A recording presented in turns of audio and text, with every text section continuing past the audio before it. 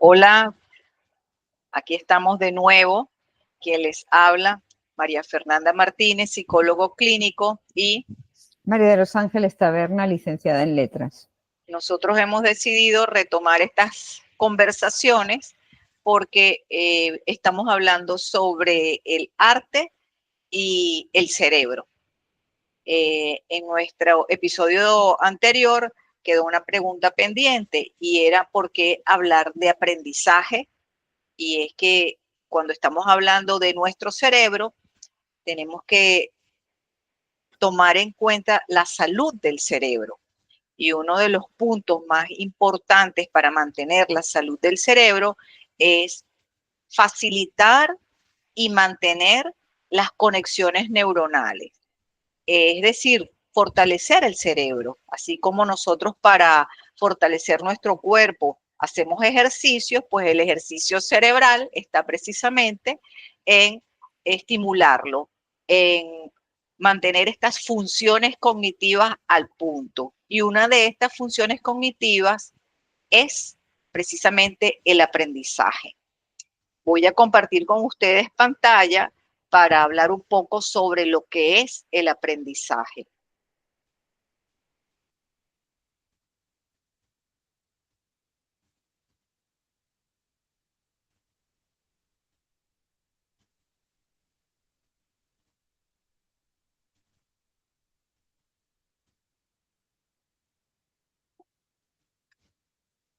Bueno, lo más importante aquí es que aprendemos en el mundo y con el mundo.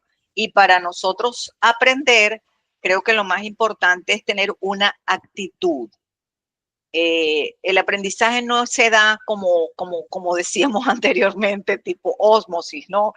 Pon a remojar el libro y después te tomas el agua para que te entre el aprendizaje. No, hay que ser activo. El aprendizaje es activo.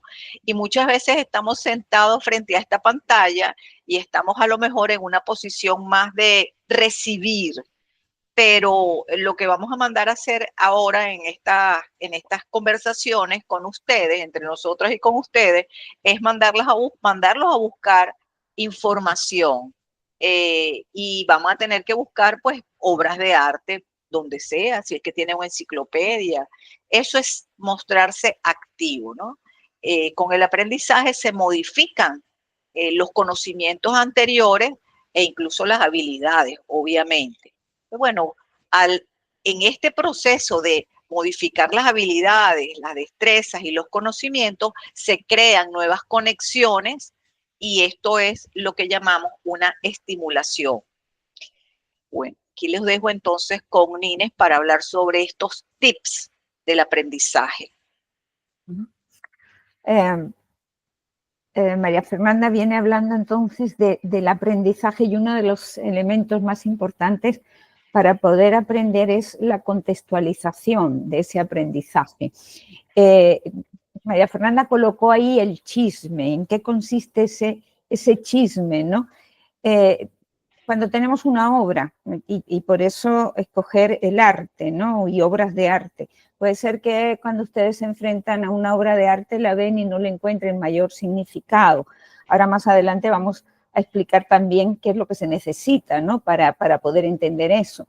Pero todas esas obras, cuando se analizan y se contextualizan, producen en el espectador, suelen producir un interés, porque no solamente es ese ejercicio del que habla María Fernanda, ese ejercicio mental, sino que además se comienzan a construir las redes que ella ha mencionado, pero además se construyen redes entre diferentes disciplinas, porque la contextualización implica que una obra de arte, por ejemplo, tendríamos que hablar de lo que aparece en la obra de arte, cómo se relacionan los elementos que están en esa obra de arte, en qué momento se elabora la obra, dentro de qué contexto, cuál es ese contexto, cómo funciona esa sociedad de ese momento, qué elementos ha tenido que considerar el artista a la hora de esa composición. Simplemente estoy mencionando aleatoriamente una serie de elementos que son definitivamente importantes para poder entender la obra. Y todo eso es lo que le da a la obra un significado realmente profundo. María Fernanda colocó el chisme, pero puedes comentar, María Fernanda, ¿por qué colocaste chisme? Bueno, yo coloqué el chisme porque cuando yo comencé a tener estas conversaciones con Nines, ¿no? A mí siempre me ha gustado la historia y me ha gustado también el arte, la pintura.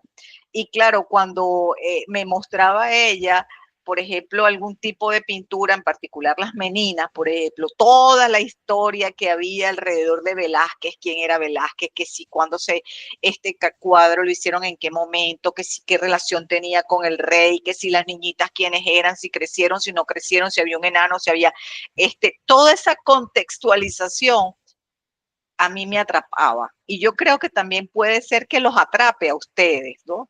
Y esto es bien interesante porque en la medida en que ustedes contextualizan, facilitan ese registro en la memoria. Y al registrarse en la memoria no es solamente que están poniendo atención y ya, sino que eso queda allí y en cualquier momento yo puedo traerlo nuevamente. Y no se olviden, obviamente, desde el punto de vista más fisiológico, las nuevas conexiones que se están formando. Creo que por aquí tendríamos esta otra pregunta, que es lo del aprendizaje significativo. Nines, si quieres un poco hablar de esto. Claro, porque la otra pregunta que siempre nos solemos hacer cuando abordamos temas que están relacionados con las artes, no solamente con la pintura, sino con las artes en general. ¿Para qué me sirve o de qué sirve? Ese utilitarismo, ¿no?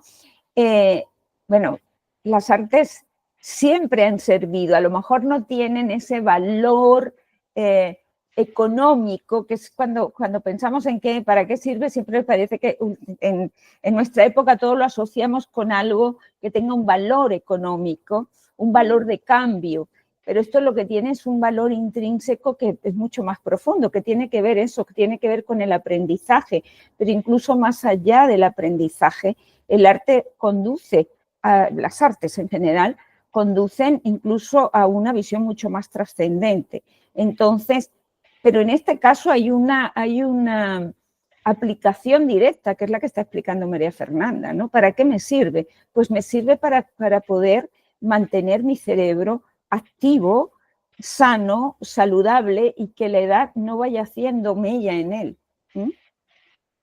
Así es. Y sobre todo esta necesidad de aprender, pero que tenga algo significativo para mí, es algo que caracteriza el aprendizaje cuando ya uno tiene sus años, que uno se enfrenta a un nuevo material. El otro es aprendizaje profundo, porque esto que estoy aprendiendo va a modificar otro aprendizaje que ya estaba allí, o le da mucha más forma, más fuerza, o lo transforma totalmente. Se tumban a lo mejor algunos mitos y aparece entonces algo diferente, ¿no? Y a esto se llama también aprendizaje profundo. Y tendríamos acá la parte del reto cognitivo. Es como el aprendizaje no es simplemente, como les dije, quedarse parado, expectando y ya, se acabó. No, el aprendizaje también implica un desafío, algo que tenga una dificultad para yo poder enfrentarlo y que deje una mella, que grabe, que deje una huella que me permita también fortalecer otro que ya tenía allí o fortalecer una cosa nueva, o sea, algo nuevo. Creo que la curiosidad es tremendamente importante, ¿no? Así como los niños que son curiosos y preguntan por todo, yo creo que cuando uno, por lo menos en lo que me ha tocado a mí durante muchos años impartir y ver, es la curiosidad que despierta en las obras de arte con detalles que pasan desapercibidos si no hay quien nos haga notar esos detalles, ¿no?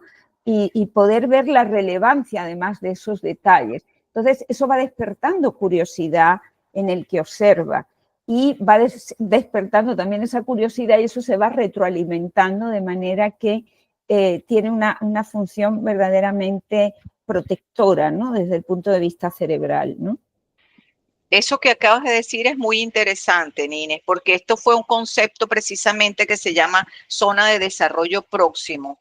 Es un concepto que lo dieron, imagínate, desde el siglo antepasado, un psicólogo ruso, Vygotsky, donde hablaba precisamente que la presencia de un tutor facilita el aprendizaje. A lo mejor podemos aprender cosas, pero tenemos un límite, y la presencia de alguien que tiene mucho más conocimiento en esta área y nos transmite ese conocimiento, todos estos elementos van a facilitar que mi zona de desarrollo avance mucho más allá de la que yo podría haber llegado por mis propios medios.